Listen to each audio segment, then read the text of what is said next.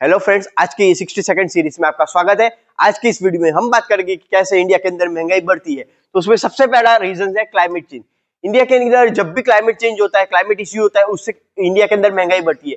जैसे कि 2022 में हम बात करें, इंडिया के अंदर ओवर हीटिंग हो रही थी, तो पंजाब के अंदर जो गेहूं थी, वीट थी, उसकी खेती बिगड़ गई थी और उसके कारण इंडिया के अंदर महंगाई बढ़ गई थी। अगर हम दूसरे नंबर पर बात करें तो वो है क्रूड ऑयल प्राइस।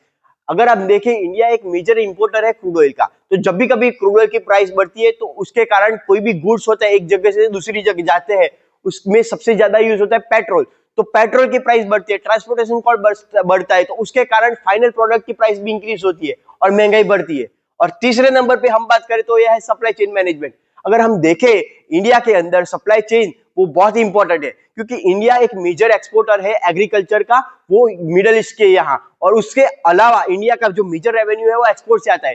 तो जब भी कभी सप्लाई चेन बिगड़ती है, कोई भी डिजास्टर होता है, नेचुरल कैलेमिटीज होती है कहीं भी, तो उसके कारण सप्लाई चेन में इफेक्ट आता है, तो इंडिया का एक्सपोर्ट कम होता है। अगर इंडिया का एक्सपोर्ट कम होगा तो इंडिया को जो रेवेन्यू मिलता है बिजनेसमैन को बाहर से, वो कम होगा, तो उसके के कारण वो उनका लॉस बचाने के लिए वो इंडिया में प्राइसेस कमोडिटीज की बढ़ा देगी और इसके कारण भी इंडिया में महंगाई बढ़ती है।